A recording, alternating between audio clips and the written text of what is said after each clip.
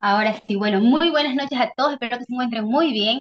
Damos las gracias por estar presente en este webinar, el cual va a estar dictado por la doctora Beatriz Perniazán, una doctora en ciencias biológicas con más de 20 años de experiencia en el campo de la docencia y la investigación. El día de hoy vamos a presentar un tema muy importante, que es el del poder de los microorganismos y las plantas frente a la contaminación, es decir, la bioremediación ambiental. Doctora, bienvenida.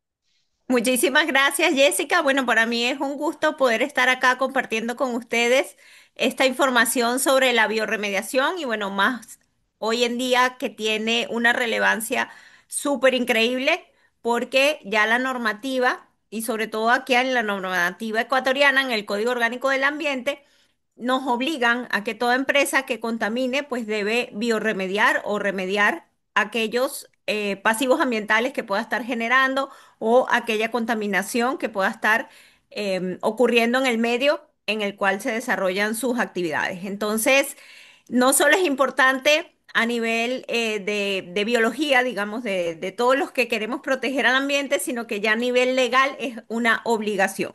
Entonces, es un placer para mí poder compartir con ustedes. Mi nombre es Beatriz Pernía.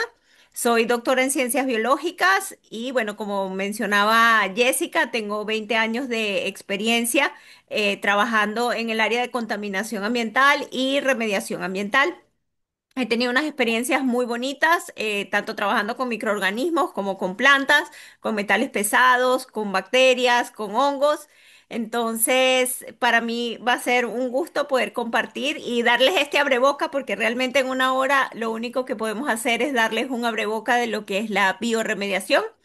Y bueno, motivarlos también para que puedan seguir con nosotros, igual compartiendo algunos cursos que se van a dictar en Zambis, ¿no? Entonces, bueno, el día de hoy quiero mostrarles lo maravilloso que puede ser la biorremediación. Entonces, vamos a iniciar hablando de algunos conceptos básicos que tenemos que entender antes de hablar de la biorremediación, ¿no? Entonces, lo más importante es para qué surge la biorremediación y es por un problema gravísimo que tenemos en la actualidad, que es la contaminación ambiental. Entonces, vamos a iniciar.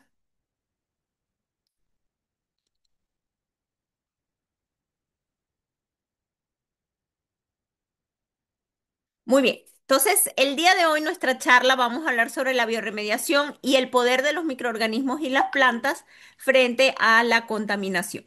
Entonces, iniciemos con algunos conceptos básicos.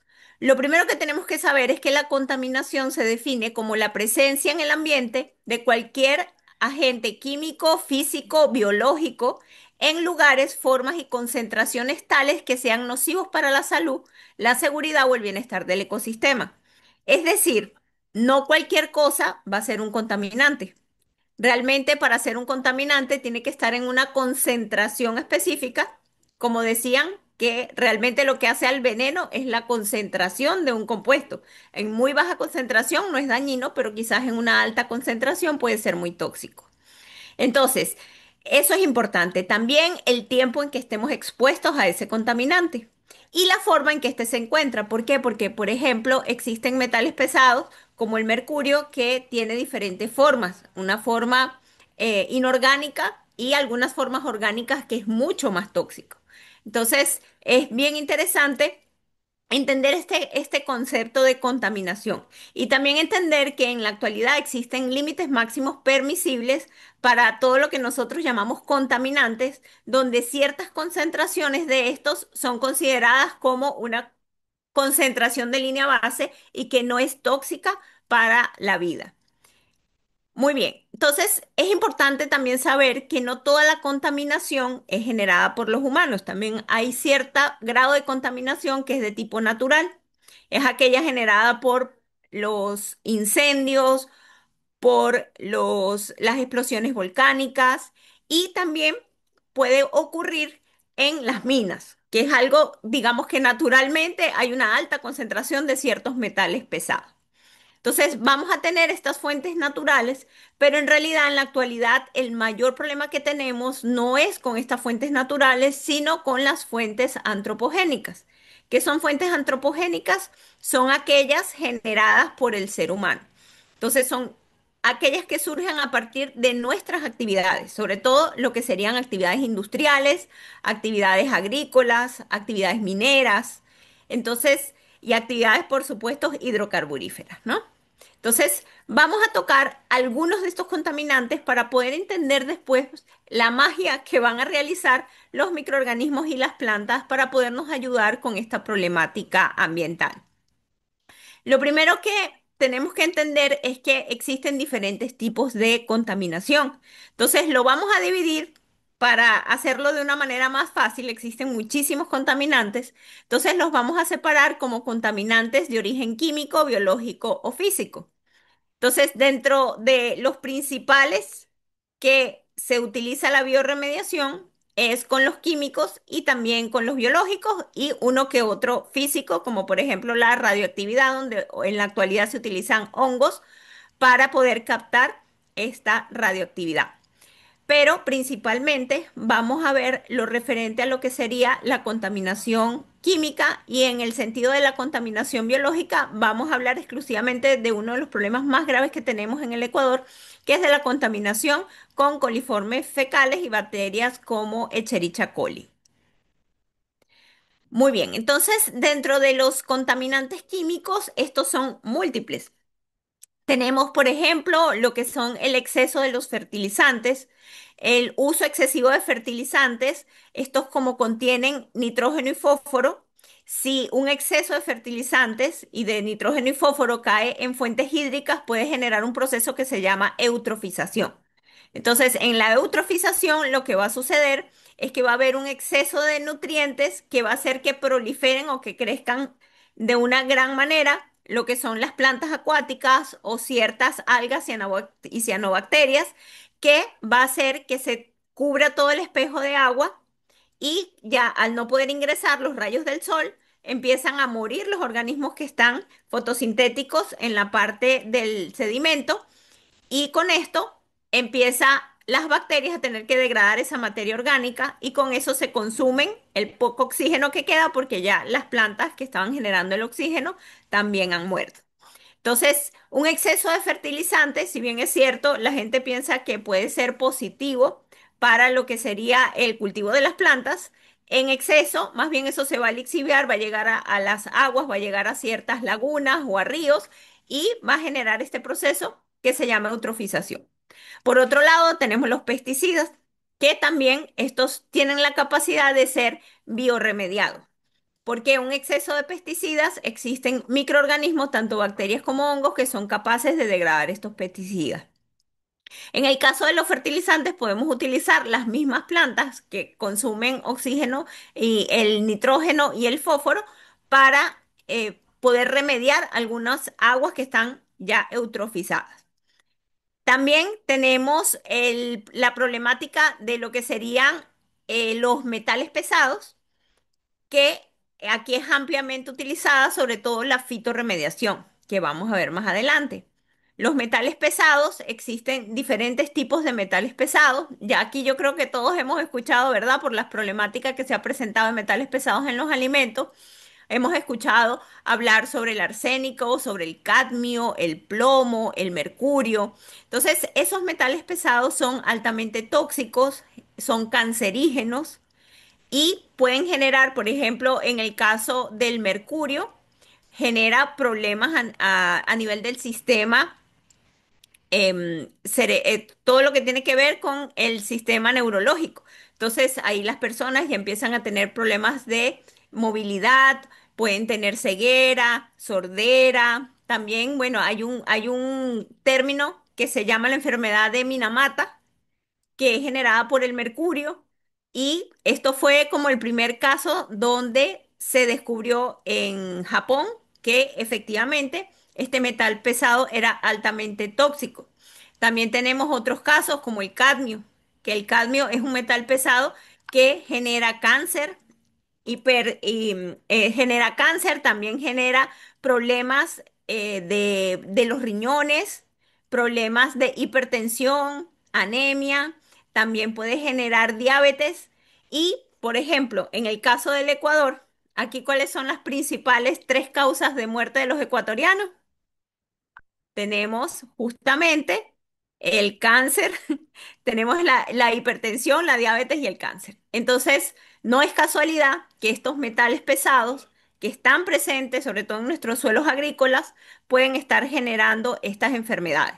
Y de ahí la relevancia y la importancia de tratar de eliminar esos metales pesados de nuestros suelos agrícolas porque están ingresando en los alimentos y lamentablemente los estamos consumiendo. Entonces, por eso también múltiples enfermedades que están apareciendo en la actualidad. Y por supuesto, no podríamos dejar de hablar de los hidrocarburos. Ya todos hemos escuchado, bueno, recientemente tuvimos el caso de Esmeralda, constantemente se están dando derrames de petróleo. Nosotros escuchamos normalmente, hoy sí hubo un derrame de un buque y bueno, eso es como un boom y esa noticia es internacional. Pero lo que no sabemos es que a diario hay pequeñas roturas de las tuberías y hay pequeñas pérdidas de petróleo. Entonces, el problema no es solamente cuando hay estos grandes derrames, que es cuando visualmente pues nos damos cuenta porque va a la prensa y todo, pero a diario se están dando también pequeñas pérdidas de hidrocarburos que van a contaminar nuestras aguas, nuestro suelo, y que gracias a Dios existen unos microorganismos que tienen una batería enzimática increíble, capaces de utilizar como fuente de carbono y energía a estos hidrocarburos. Dentro de la industria petrolera existen lo que se llaman los pasivos ambientales. Y hay ciertos pasivos ambientales que hoy en día pueden ser tratados con la biorremediación.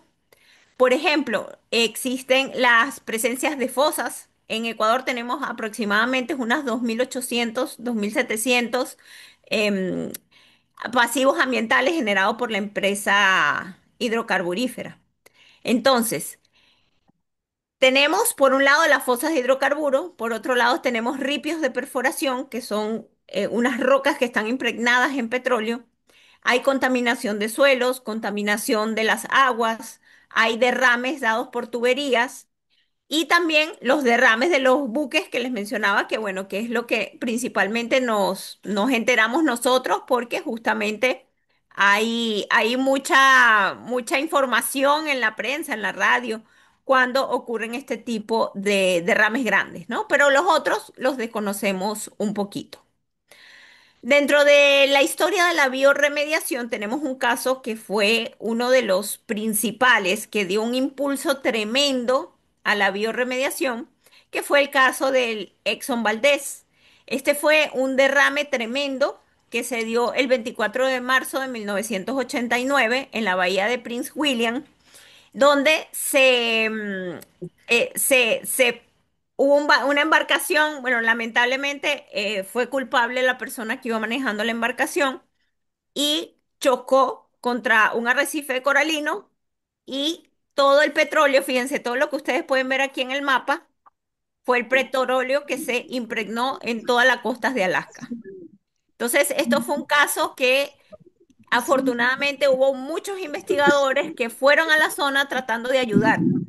Y allí se probaron muchas metodologías para ver cómo se hacía para que los mismos microorganismos que ya estaban en el sitio ayudaran a la degradación de los hidrocarburos. También otras personas fueron y llevaron microorganismos que ya estaban probados que efectivamente podían degradar hidrocarburos para tratar de solventar este problema. Entonces, este caso del Exxon Valdez, digamos que fue como el estandarte para la biorremediación. ¿Qué fue lo que llamó la atención muchísimo de este caso? Que a los 5 años de que se dio el derrame, descubren que el 50% del petróleo había desaparecido.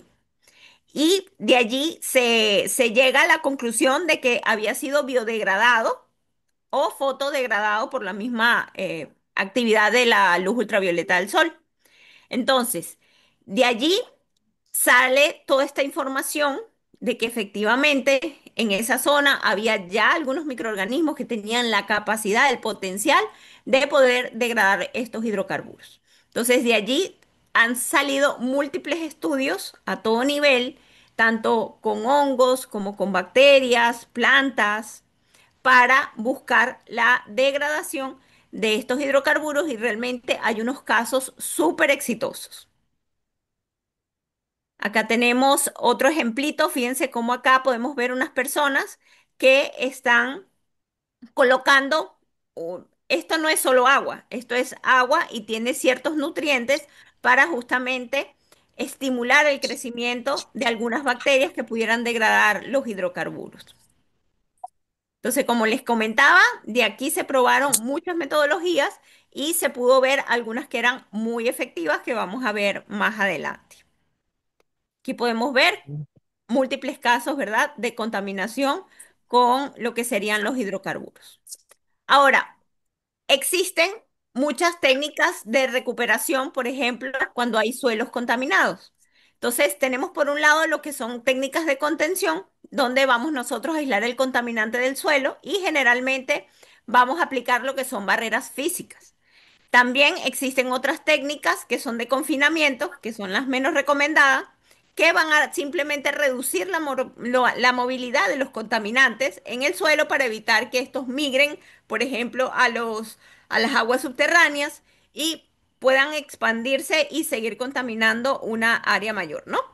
Y también tenemos lo que nos trae el día de hoy, que son las técnicas de descontaminación. O sea, una cosa es contener, otra cosa es confinar un contaminante, pero lo que queremos hacer nosotros es descontaminar, es degradar ese contaminante o pasarlo a una forma menos tóxica. Entonces, eso es lo que busca la biorremediación. Entonces, las técnicas de descontaminación van a estar dirigidas justamente a disminuir la concentración de un contaminante. ¿Y cuál es, digamos que, el hito, la perfección en la biorremediación? Que nosotros logremos transformar un contaminante en dióxido de carbono y agua, es decir, su mineralización. Entonces, hemos convertido un compuesto tóxico en dióxido de carbono y agua. Entonces, ese sería el proceso de mineralización óptimo. Pero no siempre vamos a llegar a ese proceso. Entonces, en otras partes vamos a hacer lo que se llama la biotransformación, es decir, que vamos a transformar ese compuesto tóxico en uno menos tóxico. Entonces, es importante también destacar eso porque algunos contaminantes pueden ser degradados, otros no, simplemente pueden transformarse. Muy bien, entonces vamos a ver cuáles son las principales técnicas de recuperación de los suelos. Vamos a ver en general, ¿no? Porque quiero que no solo nos centremos en la biorremediación, que es lo que nos trae, pero también es importantísimo que ustedes conozcan que hay otras técnicas. ¿Por qué? Porque no siempre se puede aplicar biorremediación. Hay una serie de criterios que se deben cumplir para que nosotros podamos aplicar biorremediación. Por ejemplo, si hay un exceso de un contaminante, no puedo aplicar biorremediación. ¿Por qué? Porque se me van a morir los organismos. Entonces, un exceso de metales pesados, por ejemplo, en un suelo donde haya un derrame de hidrocarburo, me va a inhibir el crecimiento de los microorganismos. Entonces, ya ahí no puedo aplicar biorremediación. Entonces, por eso les quiero que vean el panorama completo de otras posibles técnicas que se puedan aplicar en el caso de que no se pudiera aplicar la biorremediación. Entonces, por un lado, tenemos procesos que son físico-químicos, como es la extracción, el lavado de los suelos, el flushing, donde también nosotros vamos a utilizar incluso aire para poder nosotros eliminar lo que son algunos contaminantes que son compuestos orgánicos volátiles. Tenemos adición de enmiendas, barreras permeables activas, inyección de aire comprimido, pozos de recirculación y oxidación ultravioleta. Entonces son algunas, digamos que son procesos físicos químicos que se pueden utilizar. Por otro lado, teníamos las técnicas de contención que habíamos mencionado anteriormente y ahí simplemente vamos a poner unas barreras, bien sean verticales, horizontales, de suelo seco, sellado profundo o barreras hidráulicas, que la idea es que el contaminante se quede en el sitio y no se movilice hacia otro sitio. Entonces, no es, o sea, no estamos realmente descontaminando, estamos dejando el contaminante en un solo sitio, pero sigue allí presente, por supuesto. Y asimismo tenemos también las otras técnicas que son las de confinamiento, como la estabilización físico-química, que se queda allí, pero ya no está biodisponible para que sea absorbido por los organismos este contaminante. También se puede hacer inyección de solidificantes y la vitrificación, que es prácticamente poner muchísimo calor hasta que se vitrifique el suelo contaminado. Pero obviamente estas técnicas son bastante dañinas para los organismos vivos que puedan estar en esos suelos, ¿no? Entonces, como que no son las óptimas que deberíamos aplicar. Por otro lado, tenemos los que serían los tratamientos térmicos, como son la incineración y la desorción térmica. Entonces, ambos son con calor y por supuesto requieren un gasto de energía y por otro lado me van a generar ciertos compuestos que pueden también ser de los que generan calentamiento global. Y el más importante de todos, pues va a ser el tratamiento biológico. Entonces, el tratamiento biológico podemos aplicar varias técnicas. Podemos usar lo que sería la biodegradación asistida, biotransformación de metales, podemos hacer también fitorrecuperación, bioventing, que es utilizando justamente aire para poder sacar todos los compuestos orgánicos volátiles, es como un aire caliente. Y entonces eso hace que los compuestos orgánicos volátiles suban y luego hay un extractor y posteriormente hay que tratar ese aire que se ha absorbido. De allí vienen unas técnicas que son las más utilizadas, que son land farming, que la vamos a ver más adelante, las biopilas, el compostaje y los lodos biológicos. Y lo ideal es utilizar lo que serían las técnicas mixtas. Entonces, en las técnicas mixtas nosotros podemos hacer el uso de varias de estas técnicas que hemos mencionado anteriormente, de manera que podamos optimizar el proceso. Entonces, dentro de las digamos, tecnologías más tradicionales, teníamos lo que es la solidificación estabilización, donde vamos a inmovilizar el contaminante con un agente cementante. Podemos hacer lavado y extracción, donde vamos a colocar una solución lixiviadora que me va a ayudar a arrastrar el contaminante y luego, por supuesto, tengo que tratar como un desecho peligroso esa solución donde recuperé el contaminante. De allí viene la desorción térmica, que es justamente con calor, igual que la incineración. Pero obviamente, si hablamos de un suelo, pues es algo demasiado radical poder aplicar este calor y matas todo lo que esté en ese suelo. Entonces, ¿qué sucede? Normalmente, cuando hay un suelo, por ejemplo, donde ha habido un derrame de hidrocarburos, lamentablemente lo que la gente tiende a hacer en un principio es esparcimiento, que en parte fue también lo que hizo Chevron en Ecuador, como que mezclaron suelo limpio con suelo contaminado hasta llevarlo a norma y luego le pusieron una capa vegetal encima, pero esto no es lo ideal porque ahí terminas contaminando mucho más suelo. Tenemos también lo que sería la reinyección en los mismos pozos de donde se sacó el hidrocarburo. Tenemos el relleno de seguridad y las metodologías que ya mencionamos anteriormente, como lavado de extracción, desorción térmica, la incineración, solidificación, pero realmente en el caso de hidrocarburos lo que se recomienda es que se pueda realizar biorremediación. Es realmente lo óptimo porque ya está demostrado que existe una gran batería de microorganismos como las bacterias y hongos que son capaces de degradar estos compuestos sin la necesidad de tener que eliminar toda la vida presente en ese suelo. Entonces, en este sentido, y ya con todo lo que hemos mencionado hasta el momento, la mediación, ¿de qué se va a tratar? La biorremediación se va a referir al uso de los organismos, como son bacterias, levaduras, hongos, plantas, que van a permitir acelerar el proceso natural de degradación de los sustituyentes orgánicos peligrosos en sustancias que sean menos tóxicas o totalmente inocuas, como el dióxido de carbono y agua. Entonces, ¿qué es la biorremediación? Es mediante el uso de bacterias, levaduras, hongos, también podemos utilizar microalgas que nos van a permitir que un compuesto que es muy tóxico, hacerlo menos tóxico o completamente inocuo.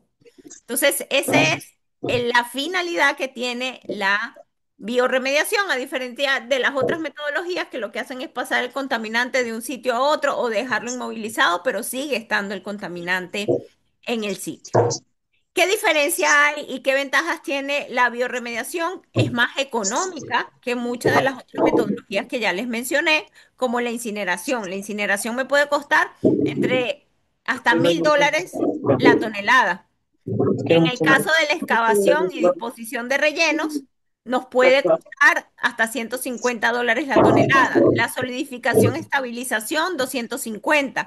Desorción térmica, 350.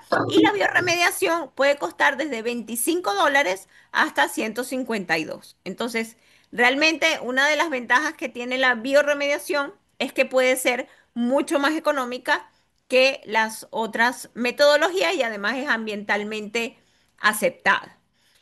Ahora, ¿cualquier compuesto se puede biodegradar? No. Entonces, no siempre podemos aplicar biorremediación. Entonces, existen ciertos contaminantes que ya está demostrado científicamente que sí pueden ser utilizados tanto por las bacterias como por hongos y plantas y podemos utilizar. Pero lamentablemente no todos los contaminantes pueden ser biorremediados.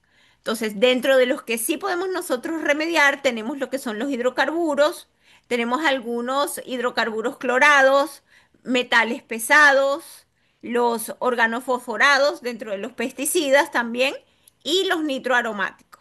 Entonces, este conjunto de contaminantes, de todos los que hemos mencionado hasta el momento, ellos sí pueden ser biorremediados. Pero igual hay que cumplir ciertas condiciones, que eso es importantísimo. Por ejemplo, altas concentraciones de cualquiera de esos contaminantes no va a permitir que sobrevivan los microorganismos para poder degradarlos. Entonces, tenemos nosotros que tener en cuenta, porque hemos visto muchos casos de fracasos en biorremediación, precisamente porque no consideran algunos aspectos que son vitales a la hora de nosotros hacer biorremediación. Entonces, dentro de los tipos de biorremediación que se pueden hacer, nosotros tenemos lo que se llama la atenuación natural, es el caso del Exxon Valdez, ¿verdad? Donde los mismos microorganismos que estaban en el suelo que se contaminó, ellos solitos se encargaron de degradar el petróleo. ¿Cómo lo hicieron? Con una batería enzimática que ya hoy en día se ha estudiado. Entonces, precisamente en el curso que vamos a tener de biorremediación, vamos a entrar en este detalle de con qué enzimas los microorganismos degradan estos contaminantes. Y por otro lado, vamos a tener también el ver cómo nosotros podemos bioestimular la producción de esas enzimas que ya se conocen que son blancos para la degradación. Entonces, eso sería la atenuación natural. Es la contaminación que los mismos microorganismos del sitio, bacterias, hongos, solitos y a su tiempo, ese es el detalle, ¿no? La atenuación natural se da lentamente. A diferencia de eso, tenemos nosotros la bioaumentación. La bioaumentación se trata de nosotros añadir al sitio contaminado, bien sea agua o suelo, vamos a añadirle microorganismos que ya han sido probados que pueden degradar determinado contaminante. Entonces, eso sería la bioaumentación. Y por otro lado, tenemos lo que es la bioestimulación. En la bioestimulación, que es lo que hicieron en parte en el caso del Exxon Valdez, es yo generar un compuesto donde yo le dé todos los nutrientes que necesiten las bacterias y los hongos para degradar el contaminante. Entonces, ¿qué es lo importante acá? Usted tiene que conocer qué bacterias, qué hongos y qué enzimas de esas bacterias y hongos son los que degradan el hidrocarburo, porque ya eso está estudiado. Y esas enzimas requieren de ciertos cofactores para poder funcionar. Entonces, si yo no le doy, por ejemplo, al hongo que me va a degradar el, el, fen- el, algún compuesto como un asfalteno, y yo no le doy a ese hongo cobre, entonces ya él no va a poder producir la enzima lacasa, que es la que va a degradar. Entonces tenemos que nosotros considerar hacer una bioestimulación y colocar lo que necesita el hongo para poder generar la enzima que me va a degradar el hidrocarburo. Entonces ya esto va, o sea, vamos desde lo macro hasta lo micro, a nivel molecular, ¿qué necesito para que funcionen esas enzimas? qué nutrientes, qué minerales tengo que poner yo en una solución para que mi biorremediación vaya a ser un proceso bastante efectivo. Otro aspecto importante es dónde se va a llevar a cabo la remediación. Podemos llevarla a cabo in situ, es decir, en el mismo sitio donde ocurrió el derrame o el proceso de contaminación, o ex situ, que es cuando yo tengo que tomar ese suelo, por ejemplo, y llevármelo hasta otro sitio para poderlo tratar. ¿En qué casos se hace in situ? ¿En qué casos se hace ex situ? In situ lo vamos a hacer en los momentos donde el contaminante, primero, no esté cerca de una población que pueda verse afectada, que yo puedo demorarme 3 meses, 6 meses en hacer una biorremediación, y también considerando que el nivel freático, que las aguas subterráneas estén por debajo de 4 metros de ese suelo. Entonces, ya por debajo de 4 metros, ya yo allí efectivamente puedo asegurar que mis lixiviados no vayan a llegar hasta a contaminarme las aguas subterráneas. Entonces, es bien importante considerar eso. ¿Dónde está el nivel freático? Dependiendo de eso, puedo hacer in situ o no puedo hacer in situ y me tengo que ir a ex situ. Obviamente, in situ me va a salir mucho más económico a nivel de costos, porque no tengo que transportar el material. En cambio, a nivel ex situ, tengo que pagar encima, imagínense que sean toneladas de suelo y tengo que contratar camiones, que encima esto es un desecho peligroso, entonces tienen que tener certificados también ellos de poder transportar desechos peligrosos y eso tiene un costo. Entonces me aumenta bastante el precio de mi biorremediación. Pero como les digo, hay casos donde no se puede hacer in situ. Aquí tenemos un ejemplo de una zona que estaba contaminada con hidrocarburos y vemos cómo posterior a la biorremediación, cambió muchísimo y ya pudo otra vez crecer lo que serían las plantas en este sitio. Entonces, al bajar yo los niveles de contaminación, permito que la flora pueda otra vez crecer en ese sitio. Entonces, por un lado tenemos la bioaumentación, que aquí estamos viendo, por ejemplo, un ejemplo en las plantas de tratamiento, las lagunas de oxidación, suelen utilizar ciertos consorcios bacterianos para disminuir los malos olores y los excesos de materia orgánica en las aguas hervidas. Entonces, y les cuento que, bueno, yo tuve la experiencia y es increíble porque de verdad que a veces esas lagunas de oxidación tienen un olor bastante peculiar y bastante fuerte. Y estas bacterias, como tienen su capacidad, unas comen metano, otras se comen otros compuestos, otras degradan la materia orgánica, entonces tienen consorcios como de 5 o 6 bacterias que efectivamente pues logran disminuir la contaminación y incluso desaparecer lo que serían los malos olores. Entonces, es bien interesante este tema de la bioaumentación, sin embargo, hay que tener muchísimo cuidado, porque aquí estamos haciendo una introducción de especies. Entonces, lo ideal de la bioaumentación es que se haga con organismos del mismo sitio. Es decir, yo me voy al sitio contaminado, aíslo el microorganismo de ese mismo sitio contaminado, veo que está tal especie que ya sé que está reportada que degrada hidrocarburos y lo que hago es reproducirla en grandes cantidades y la lanzo en el sitio. Pero es autóctona. Porque ¿qué pasa? Que si yo agarro una bacteria de otro sitio y la pongo en un suelo, quizás a otra temperatura y con otros competidores, porque ahí van a estar las bacterias autóctonas, entonces ahí ha pasado unos cuantos fracasos en varios casos de biorremediación, donde la gente, por ejemplo, ha comprado consorcios bacterianos en Canadá y los quieren poner aquí en Ecuador. Entonces, obviamente, una bacteria de 15 grados centígrados que venga a 30, 40 grados no sobrevive. Y igualmente con las mismas bacterias nativas del Ecuador, pues ahí ya va a haber un problema, ¿no? Entonces, por eso yo hoy en día considero que de las mejores estrategias que podemos hacer nosotros en bioremediación es la bioestimulación, porque en la bioestimulación yo lo que hago es potenciar los microorganismos que ya están en ese suelo, sin tener que hacer una introducción.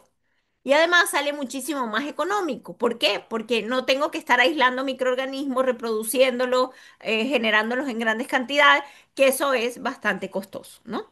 Entonces, son ciertas ventajas que yo veo y por eso yo recomendaría hoy en día más la bioestimulación que la misma bioaumentación.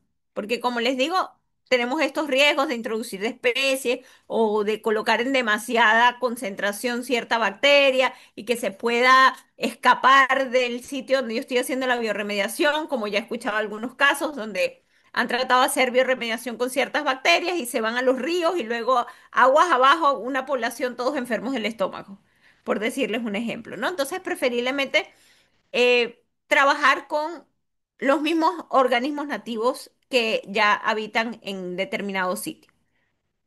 Con respecto a la bioestimulación, bueno, aquí no les puedo entrar tanto en detalles. En el curso que vamos a ver entre el 19 y 20 de este mes, vamos a ver ya en detalle cuáles son los componentes que tenemos que colocar y añadir para hacer esta solución bioestimuladora. Y eso va a depender también del tipo de contaminante que nosotros queramos degradar. Y por supuesto, los microorganismos que tengan la maquinaria para poder degradar esos mismos contaminantes.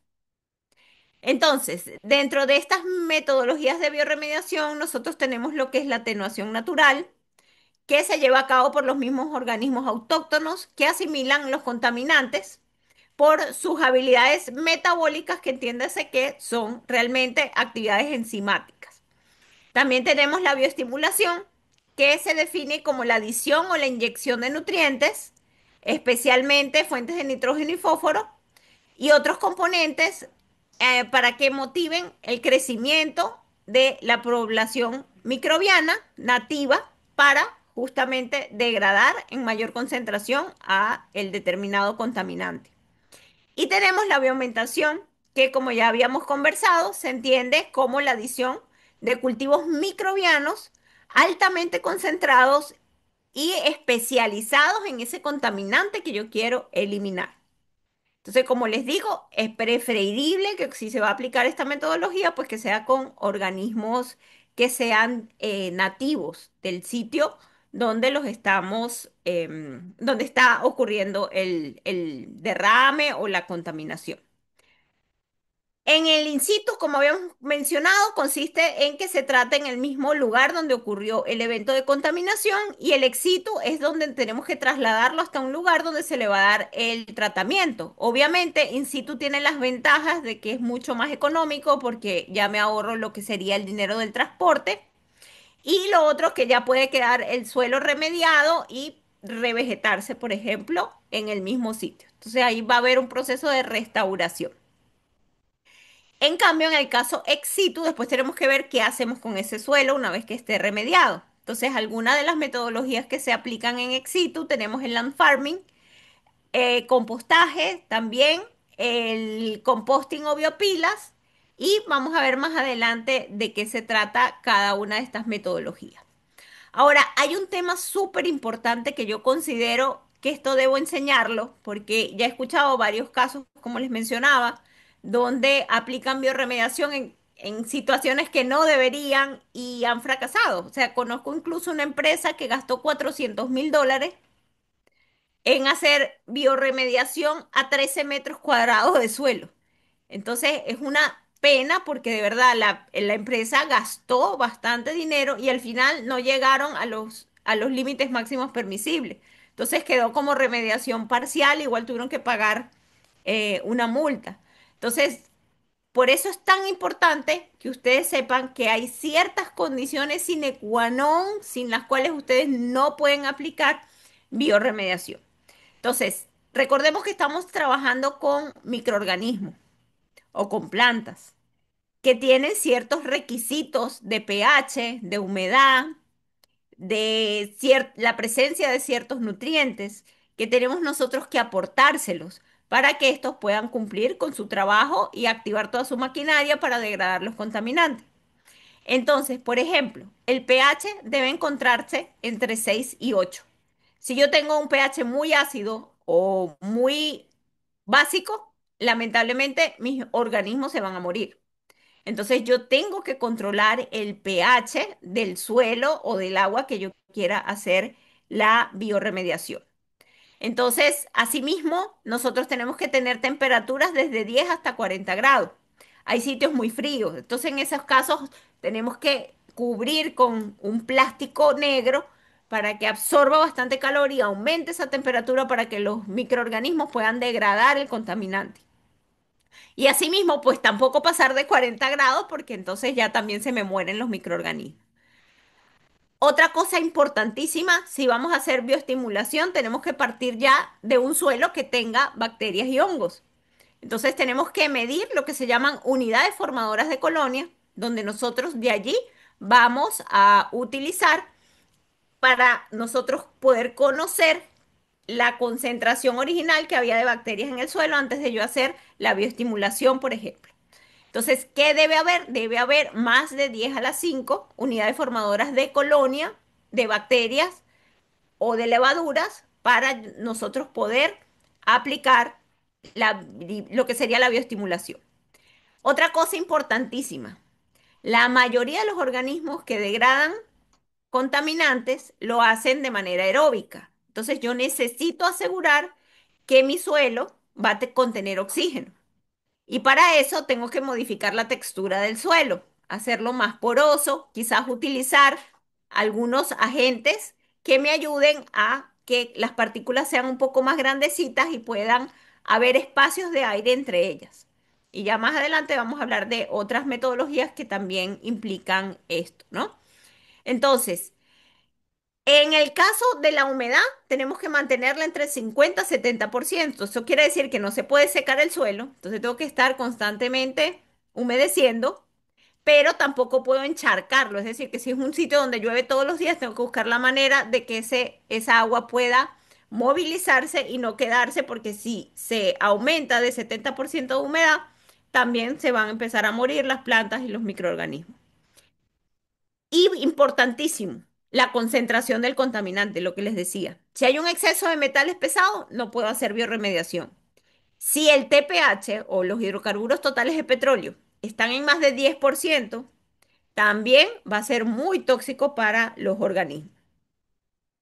Y también debo considerar, en último lugar, bueno, la textura que habíamos hablado del suelo, que es justamente para que pueda fluir el oxígeno y la concentración de nutrientes. Normalmente, por ejemplo, si tenemos hidrocarburos que hay en exceso, estos hidrocarburos, nosotros no vamos a darle carbono a esos microorganismos, pues ya tienen, el hidrocarburo es un gran porcentaje de carbono. Entonces yo tengo ahí que ponerle nitrógeno y fósforo. Y acá les muestro cuáles son las proporciones. Carbono-nitrógeno deben estar en una proporción de 45 a 150 y en el caso de carbono-fósforo entre 650 a 900.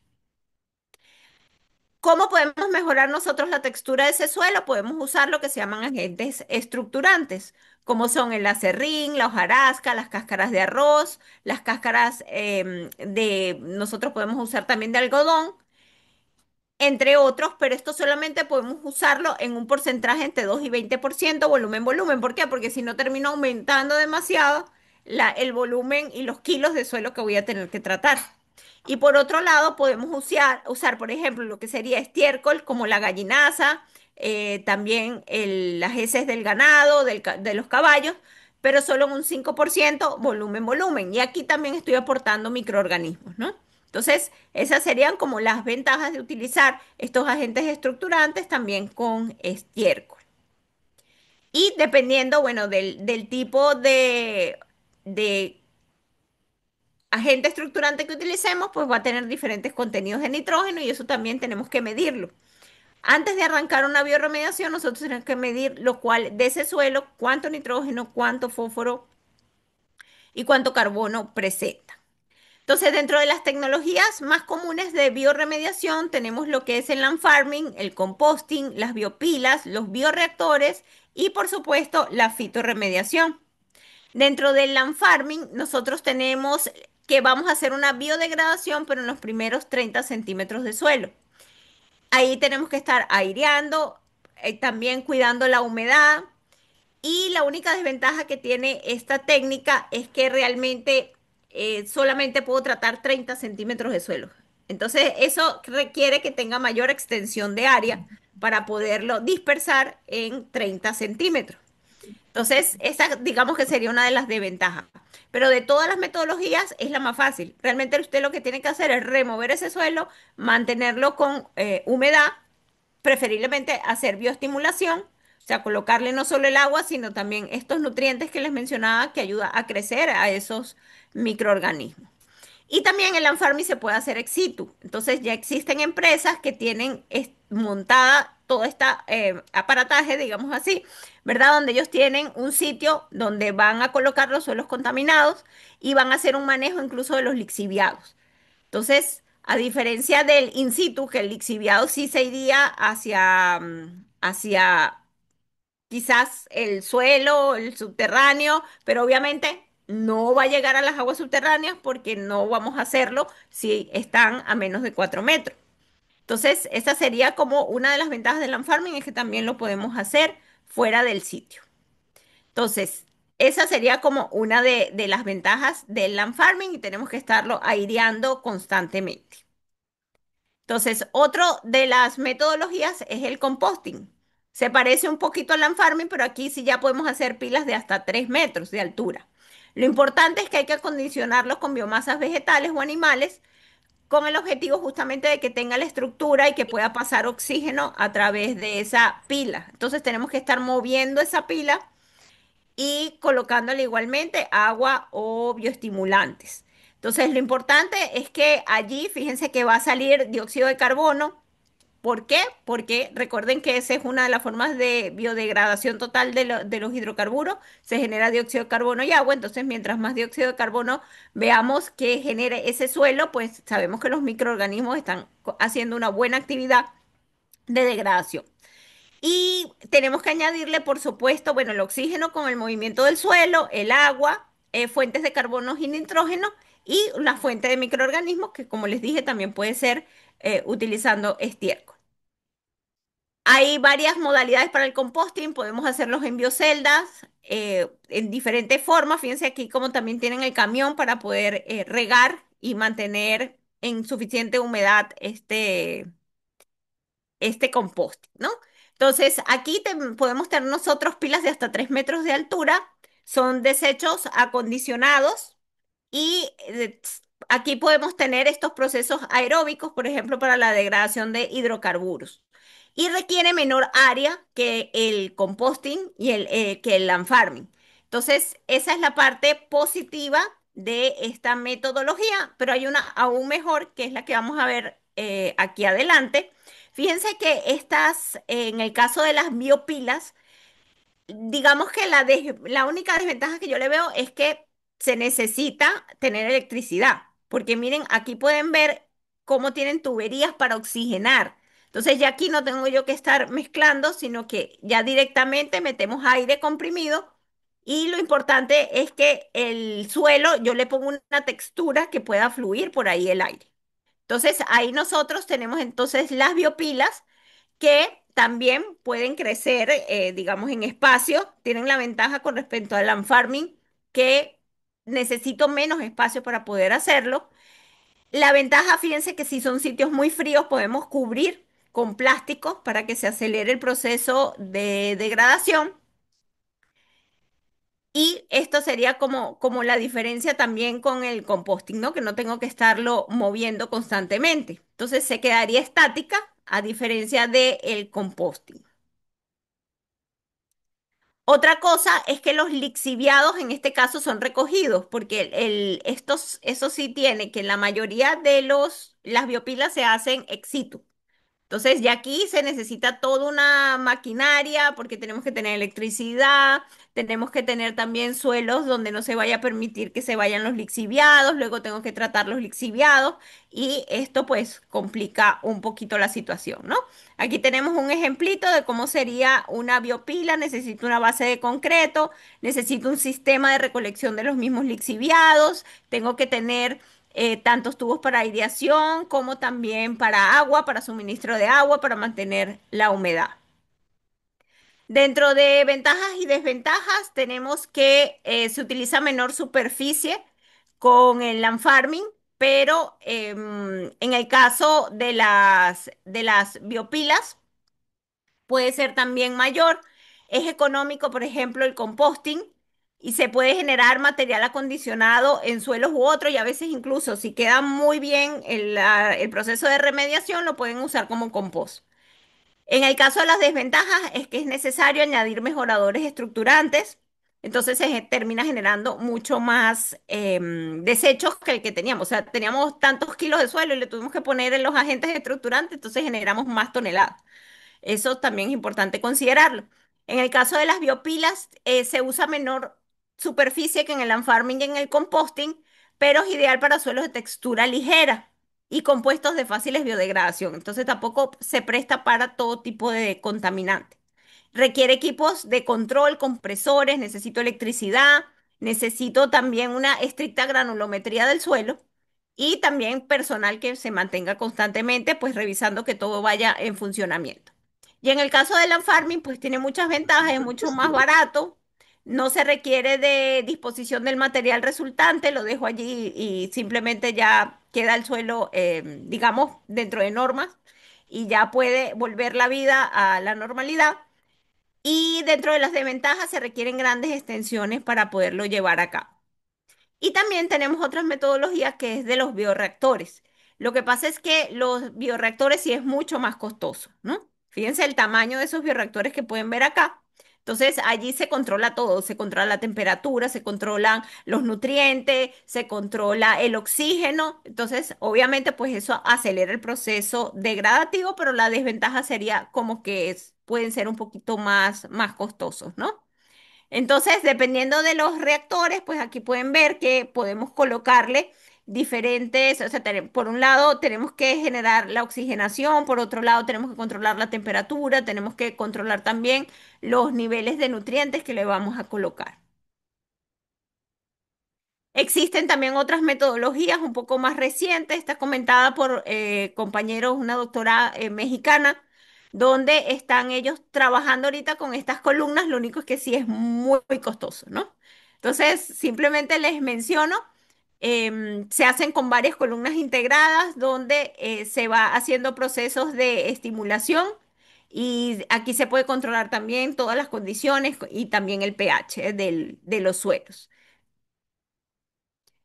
Y tenemos, por ejemplo, la recuperación asistida, donde acá nosotros podemos colocar, fíjense acá, estamos colocando nutrientes directamente al suelo, pero de una vez los estamos absorbiendo también para hacer un reciclado de agua y podemos hacer un tratamiento de esa agua que sale luego con el contaminante, ¿no? Entonces aquí estamos como integrando varias metodologías.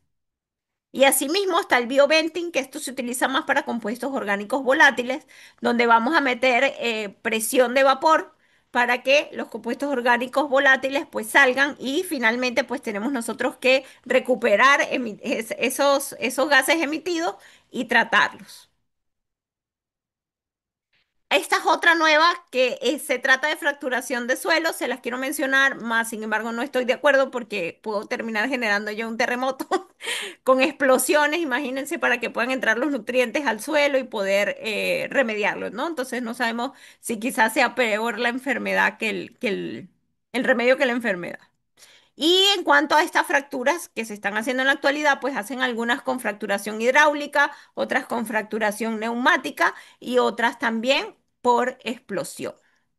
Entonces, aquí les quiero mencionar ahora, ya para finalizar, la parte de la fitorremediación.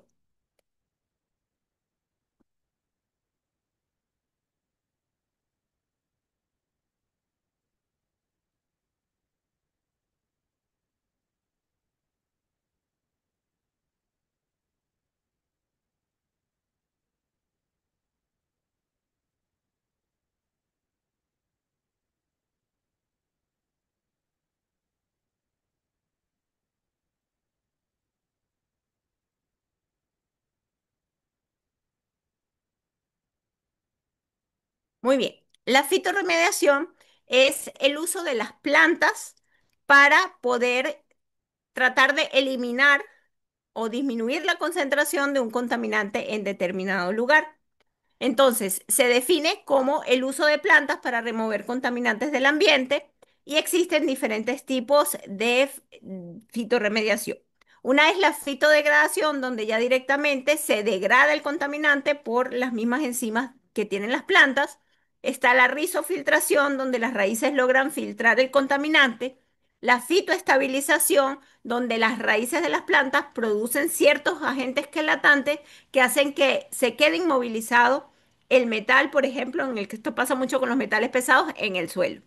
Está la fitovolatilización, donde, por ejemplo, podemos agarrar un compuesto volátil como el mercurio y pasarlo del suelo al aire.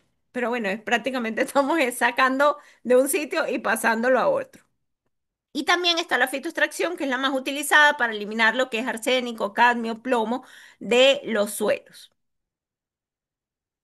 Entonces, en el caso, esto sería pues en general los tipos de fitorremediación que nosotros podríamos hacer. Y aquí les quiero mostrar un videíto cortito para que ustedes vean cómo sería el proceso en las plantas, ¿no? Entonces, allí en las plantas vamos a ver que efectivamente pues ellas pueden utilizar su maquinaria, pero también podemos aprovechar la fitoestimulación, que sería aprovechar los microorganismos que están allí. Entonces, fíjense cómo con las enzimas de la misma planta podemos degradar algunos compuestos. La fitoextracción es que ya directamente la planta va a absorber, por ejemplo, cadmio o plomo directamente del suelo y lo va a llevar a sus partes aéreas.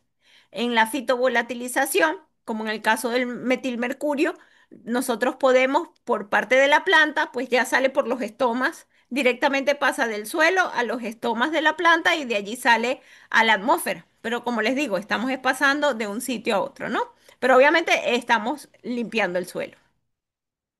Entonces, estos son algunos de los tipos de fitorremediación que podemos hacer. Ahora, en el curso que vamos a ver, ya vamos a ver los detalles de qué consideraciones tienen que tener esas plantas para poder ser fitorremediadoras, qué características tienen que tener esas bacterias, cómo es toda la parte enzimática. Fíjense, acá, por ejemplo, nada más les quiero mostrar un ejemplito sobre la degradación, cómo degradan esos microorganismos los hidrocarburos. O sea, realmente qué procesos hay para degradar, cómo es la maquinaria enzimática, qué, em, qué nutrientes tengo que poner yo para que se activen todas estas enzimas que son las que van a degradarme mi contaminante. Entonces, todo eso ya lo vamos a ver en mucho más detalle en el curso que vamos a ver entre los días 19 y 20 del mes de julio, que están todos cordialmente invitados, ¿no? Entonces, con esto les quiero dejar el abreboca para que se animen también a trabajar en esta área que es súper importante, sobre todo para Ecuador en estos momentos, y más que se vienen ahora nuevas actividades mineras y petroleras, entonces cada vez se va a generar más contaminación y necesitamos tener expertos en biorremediación que puedan ayudar al medio ambiente. Bueno, muchísimas gracias. No sé si tengan algunas preguntas, consultas. Por favor, si tienen consultas, las pueden hacer en este momento, si son tan gentiles. Yo tengo una pregunta con respecto al, si sé bien cierto, buenas noches por si acaso. Si bien es cierto que no tocó mucho el tema, pero en el caso de las plantas para bioremediar el entorno, al momento que se extrae estas plantas ya tienen el contaminante. Entonces, ¿esto ya pasaría a ser desecho peligroso o no?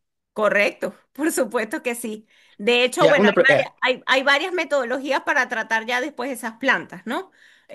Por lo menos en exa- Alemania tienen ya unos equipos donde ellos pueden recuperar de la planta incluso los metales. Entonces hacen una recuperación total, o sea, agarran la planta, ya la procesan y recupera, por ejemplo, si hay cobre o si hay algún metal de interés, lo recuperan. En el caso de nosotros, por ejemplo, acá yo lo que recomendaría es el coprocesamiento. Hay una empresa que se llama Geocycle que queda dentro de Holcim, dentro de las instalaciones donde está Holcim, donde ellos coprocesan este tipo de vegetales. ¿Por qué? Porque se les puede extraer para poder generar calor en los hornos de Holcim, entonces le das una segunda vida al desecho y por otro lado eliminas el contaminante. Esa sería la forma, ¿no? En el caso de cuando se hace fitoextracción, en el caso de fitovolatilización, pues ya ni queda, ¿no? Ya se fue, se fue de la planta también. Sí, muchísimas gracias. Justamente en eso era la pregunta que era, como que un método para poder gestionar este tipo de desechos. Gracias. Exactamente, para gestionarlo después, muy bien. ¿Alguna otra consulta? Doctora, muy buenas noches. Sí, buenas noches, Mauricio.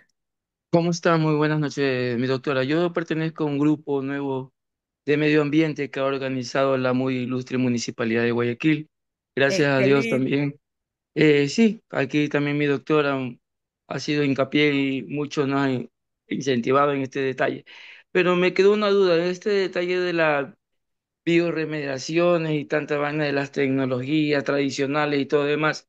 El uso de los organismos como bacterias y todo lo demás, y hongo y todo lo demás, ¿es a nivel mundial o solamente es como tipo de experimentación en pocos lugares, mi doctora? No, sí es a nivel mundial. Sí es a nivel mundial y por lo menos, o sea, uno de los líderes en estas bioremediaciones es México. Y aquí en Ecuador tenemos muchísimos casos de remediación también. El mismo Petroecuador ya ha realizado bastante. Lo que pasa es que, claro, ellos no lo publican, pero se han hecho muchísimos casos de bioremediación aquí mismo en Ecuador, en Perú. Y bueno, justamente en el curso vamos a ver muchos casos de estudio donde ha sido muy exitoso la bioremediación, ¿no? Yo misma tuve la experiencia de trabajar con suelos de fosas de hidrocarburos, trabajamos con microorganismos, con bacterias, con hongos, y se ve la mejora increíble en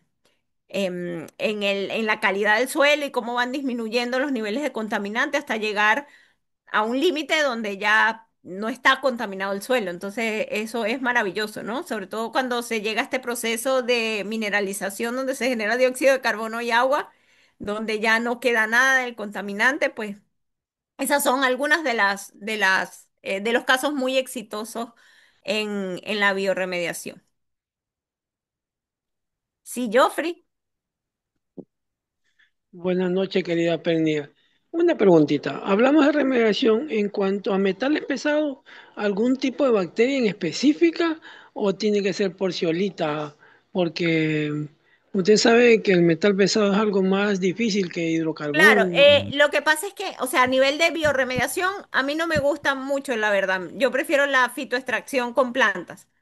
En el caso de la bioremediación, es simplemente lo que hacen las bacterias, es por ejemplo pasar cromo 6, que es el más tóxico, a cromo 4. Eh, el metilmercurio a mercurio, pero para mí pues no es algo tan exitoso, ¿no? Digámoslo así. Pero efectivamente es muy positivo el hecho de que estos organismos pues, puedan al menos hacer menos tóxico a un metal pesado. Pero lo que tú mencionas de la zeolita, para mí la zeolita es lo máximo si tú quieres filtrar, por ejemplo, metales pesados. De hecho, yo la usaba como control positivo cuando probábamos varias algas para ver si servían como biofiltros para poder eliminar metales pesados y mi control positivo era la ciolita. Y la ciolita me removía el 99% de los metales pesados. Entonces, efectivamente, no, a la ciolita, mi respeto. Sí. Sí, pero ahí ya cómo hago con las bacterias, porque para poder hacer el uso de la ciolita tengo que usar filtros y para eso tengo que pasar el agua. Claro, claro, eso es más para agua, exactamente. Y, Sí, la y el ciolita se agua, aplica más en aguas contaminadas. Muy bien, y por aquí tengo una sorpresa súper linda, una de mis alumnas de contaminación ambiental. Dome, ¿qué pregunta tiene? Muy buenas tardes, doctora. Buenas noches, doctora, disculpe. Quería hacer una consulta respecto a bioremediación con Ajá. microorganismos, en este caso bacterias, ya que yo voy a hacer una tesis basada en esta experimentación y entonces yo deseaba aplicar las bacterias del género Lactobacillus. ¿Usted sí me la recomendaría para como analizar cuál sería su función de degradación en lo que respecta a los hidrocarburos? Sí, Y claro, las el aplicamos. lactobacillus le he visto más aplicaciones en otros sentidos, ¿no? Más que con hidrocarburo. Hay otras bacterias que son más poderosas para hidrocarburos y también hongos. Entonces ahí, si quieres, me contactas por interno y ahí te puedo sugerir otras especies. Porque los lactobacilos son buenísimos, pero cuando hay contaminación orgánica, cuando hay malos olores, ahí es que he visto que la utilizan muchísimo, ¿no? Pero sí hay bacterias que tienen mucho más potencial para degradar en sí los hidrocarburos. Entonces ahí te puedo dar unas cuantas especies que ya están súper comprobadas y que pueden ser eficientes. Ujú. Aunque también sería interesante que la uses, quizás que uses varias especies. No te quedes con una solita, sino usa varias y mira, a lo mejor sorpresa, ¿no? Te consigues un nuevo microorganismo quizás que degrade también grandes cantidades de hidrocarburos.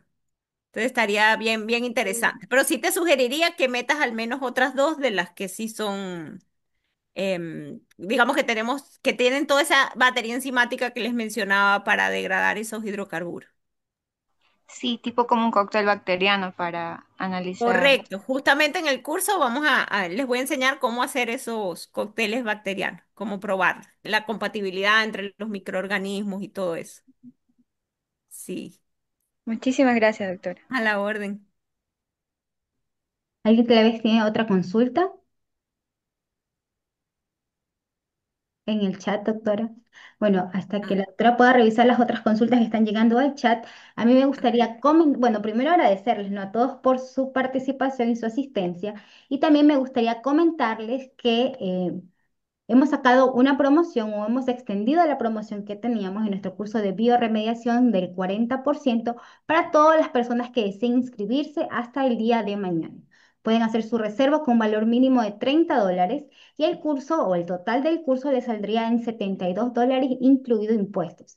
Cabe mencionar que en nuestros cursos nosotros entregamos como parte de nuestro material académico presentaciones, casos de estudio que la doctora normalmente comparte y bueno, y mucho material académico que normalmente es de mucha utilidad para nuestros estudiantes. Asimismo, tendrán acceso a un grupo exclusivo de consultas en donde podrán escribirle a la doctora pues antes, durante y después de finalizado el curso y tendrán acceso indefinido a nuestra plataforma en donde también podrán visualizar las grabaciones del curso, ¿sí? Entonces, las personas que estén interesadas nos pueden escribir por interno para nosotros ayudarles con su inscripción. A ver si, doctora, las otras consultas tal vez. Ajá, déjame ver lo del chat que mencionaste. A ver, dice bioestimulación in situ. ¿Cómo sabemos si el sitio hay bacterias necesarias para gestionar los contaminantes? Sí, ahí hay varias formas para saberlo, ¿no? La primera, bueno, simplemente analizar las unidades formadoras de colonia. Segundo, bueno, hay varias técnicas. Puedes aislar el ADN total de suelo y hacer un barcoding y ahí ya sabes todos los microorganismos que hay y dices, ah, mira, está fulanita, fulanita, fulanita, está este hongo, está esta bacteria y ya tú sabes cuáles son las enzimas que ellos utilizan. O bueno, van a aprenderlo en el curso, cuáles son las enzimas que utilizan para degradar. Entonces, en base a eso, ya tú armas tu bioestimulación y ya directamente pues colocas los nutrientes que necesitan esos microorganismos para potenciar esas enzimas. Entonces esa sería la forma, ¿no? Efectivamente, en todos lados hay bacterias, en todos lados hay hongo y es probable que hayan uno que otro que sí tengan el potencial.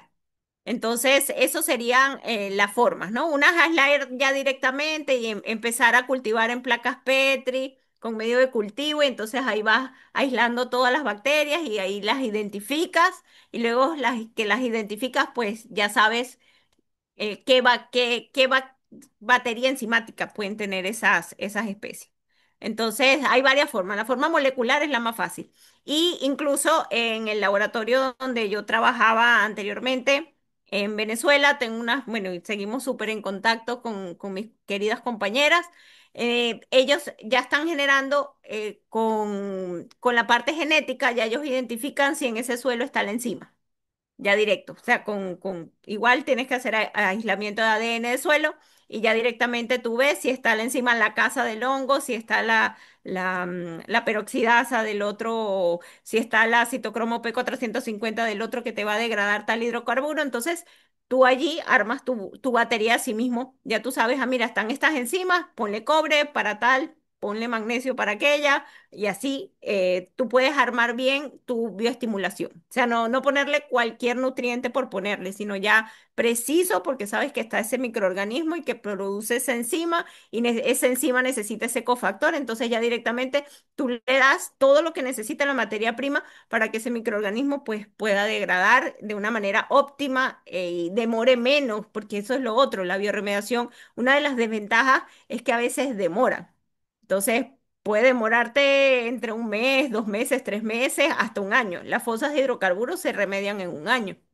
Entonces, efectivamente, pues si tú puedes optimizar el proceso y ya poner directamente los nutrientes específicos que necesitan esos microorganismos, es una gran ventaja porque lo harías mucho más rápido.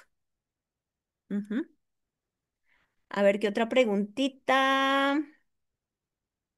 Ay, tan bella. Muchísimas gracias, Raquelita.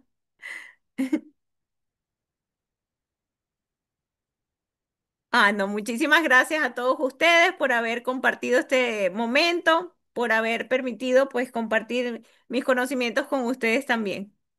Alexis Herrera, Hola, mis buenas noches. buenas noches, mi niño. Hablando ya primero agradecerle también por su conocimiento, que en día a día en la universidad estoy muy agradecido por recibirlo.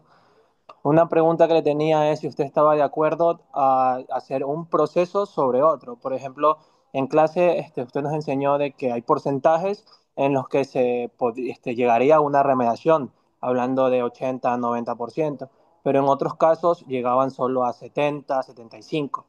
Entonces, realizar una bioremediación con hongos y después hacer la fitorremediación con plantas o hacer algo con este, para evitar la lixiviación, que sería la contención de las mismas, y después realizar una fitorremediación. Entonces, sí se podría hacer eso en cuanto a Por costos supuesto. y porcentajes.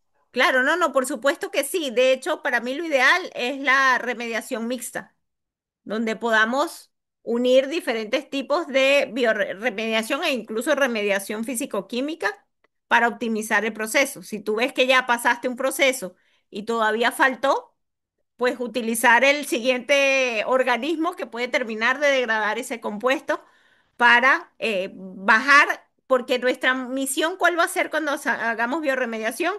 Que los niveles del contaminante estén por debajo de los límites máximos permisibles. Entonces, hasta que no lleguemos allí, todavía no tenemos un proceso exitoso. Entonces, como vimos en clases, a veces reducían 90% y todavía estaba sobre norma. Entonces tú decías, buenísima esa técnica, pero cuando vas a sacar los números, epa, pero no saneó. O sea, si va al Ministerio del Ambiente, igual me multan.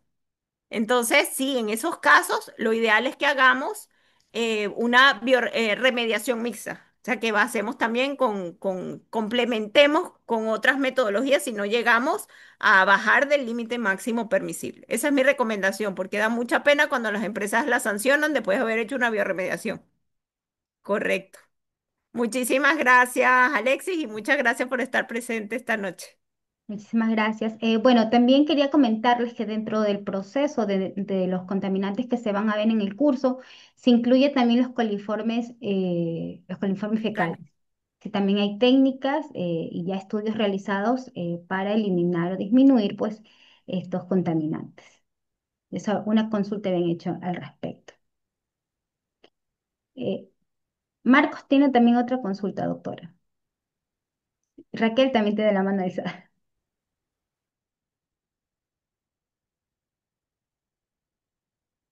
A ver, Marco, en el caso que traigan bacterias de otro país y se viene abajo la bioremediación, si hay oportunidad de salvar. No, no deben traer bacterias de otro país. La experiencia que yo tengo de acá y de Venezuela es que no sirve, se mueren. De un día para otro ya desaparecieron. La experiencia es terrible y sobre todo he visto mucho que la gente compra consorcios bacterianos en Canadá. Y pues obviamente las temperaturas de allá y de acá son muy diferentes, entonces las bacterias no toleran y se mueren, lamentablemente.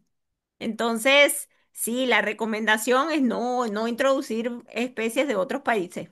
para nada. Porque la misma competencia con las bacterias nativas del Ecuador ya se mueren. Y también pasó en Venezuela, así tal cual. Compraron un consorcio en Canadá y así mismo desapareció. Ya a los 2 días no conseguían las bacterias. Entonces, no se preocupe que si los traen, se mueren. Va a estar difícil que sobrevivan. Sí, a la orden. Ajá, Raquelita. Buenas noches, Miss. Qué Buenas gusto noches. impartir su conocimiento. De verdad que me encanta verla cómo lo imparte con tanta pasión.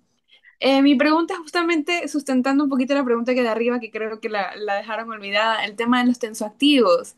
Sí, yo que trabajé en la industria, sí tuve problemas con tensoactivos y revisando un poco, haciendo un poco de investigación, veía como métodos muy caros para tratar estas aguas con tensoactivos. No sé si justamente en el tema de bioremediación también exista un método más efectivo para eliminar las los tensoactivos en las aguas residuales y si es de forma in situ o ex situ. Claro, efectivamente, sí hay microorganismos que degradan hasta jabón, bueno, que no degradan, ¿no? Hasta resinas, de todo son capaces de degradar. Entonces, en ese caso, claro, sí es, yo diría que habría que aplicarlo es a nivel de la planta de tratamiento, porque también tenemos que tener ciertos cuidados. Recordemos que si estamos trabajando con microorganismos, no podemos hacer que estos se liberen y salgan al medio. Entonces, si se va a hacer, y eso es importantísimo, y gracias por mencionarlo, Raquel, si vamos a hacer una bioremediación con microorganismos en agua, nosotros después no podemos hacer que esos microorganismos salgan a la fuente hídrica, porque pueden generar enfermedades y problemas en la fuente hídrica. Entonces, en ese caso, si queremos tratar los tensoactivos, tendremos que colocar las bacterias apropiadas y posteriormente hacer un proceso, por ejemplo, de luz ultravioleta para eliminar todas las bacterias para que eso cuando salga a la fuente hídrica, después del proceso de depuración del agua, no salga con las bacterias con las que se hizo la bioremediación. Eso sí es bien, bien importante, Raquelito. O sea, si se va a usar en una planta de tratamiento, luego hay que poner un proceso para eliminar las bacterias antes de que salgan al medio. Okay. Y una consultita más, o sea, ya esto es muy aparte. Yo veo que justamente el tema de tensoactivos incurre mucho en desde el origen. Entonces, creo que existe mucha información o greenwashing, como se conoce ahora, de que los productos son bioremediables, pero cuando uno lee las fichas técnicas, cuando dice bioremediables en tantos días, como en 20 días. Entonces, creo que el tema de los tensoactivos es algo que casi no se le da mucho énfasis, pero sí es un problema bastante concurrente en tema de aguas residuales. Correcto. Sí, sí, ahí tienes toda la razón, Raquelita. Y de verdad que uno escucha más bioremediación de hidrocarburos, de pesticidas, de las mismas bacterias, como probamos, porque bueno, les comento que Raquel hizo justamente su tesis probando plantas acuáticas que eliminaban coliformes fecales y Escherichia coli. Entonces, ella hizo incluso unas islas flotantes donde colocó este tipo de plantas y llegó a una eliminación un porcentaje súper alto de las coliformes fecales y de las Escherichia coli. Pero efectivamente, como tú dices, Racalita, de tensoactivos hay poco. Entonces, mira, sería una brecha. Piensa en tu tesis de maestría. Anímate a conseguir un microorganismo que degraden tensoactivos y ahí te van a amar toda la planta de tratamiento. Sí, Ay, gracias. efectivamente. Ahí tienes un buen tema de tesis. Sí, la verdad que sí, lo estaré pensando. Bueno, Gracias, muchísimas muy bien. gracias por sus Gracias. intervenciones. Les quedamos inmensamente agradecidos. Si quieren seguir conversando y aprendiendo más sobre este tema tan, tan apasionante, pues los invitamos a ser parte de nuestro curso de bioremediación que empieza este 19 de junio. Lo vamos a dictar en horario extendido el día sábado y el día domingo. Así que escríbanos y con mucho gusto nosotros les vamos a ayudar. Pueden hacer su reserva con valor mínimo para que aseguren su descuento y la diferencia la pueden cancelar hasta un día antes de empezar el curso. Así que aprovechen esta oportunidad que no se da todos los días. Normalmente este curso ya teníamos un buen tiempo que no lo sacábamos, así que creo que teníamos como 2, 3 años que no lo sacábamos, eh, porque normalmente a la doctora le gusta tener bastante información para poder compartirla con Sí, todos sus estudiantes. correcto. Y de hecho lo hacíamos presencial también. Sí, Ajá. ¿puede repetir, porfa, qué desea que repitamos? Sí, Valeria nos puede escribir. Ah, del pago. Ok, les decía, el valor total del curso si reservan hasta el día de mañana es de $72 incluido impuestos. Si ustedes desean, pueden reservar con valor mínimo de $30. Ustedes separan su cupo y ya fijan su descuento y la diferencia la pueden cancelar un día antes de empezar el curso. ¿Ok? Tenemos diferentes formas de pago, así que por eso no se preocupen. Como les decía, nuestros cursos también incluyen una asesoría posterior a la finalización del curso, así que este Sí. tipo de conversas normalmente se extienden mucho, mucho después de que ustedes finalicen nuestros cursos. Hasta Y creo años. que hasta años, y tenemos alumnos que Sí, hace 2, 3 años han visto cursos con nosotros y todavía tenemos este tipo de conversas y creo que algunos están aquí presentes que no nos dejan mentir. Así que por mi parte, muchísimas gracias, que tengan una excelente noche y pues que pasen muy bien este fin de semana. hasta luego y muchas Bueno, gracias a todos. gracias doctora por compartir sus conocimientos y su tiempo, ¿sí? Descansen. Muchas gracias. Muchas gracias.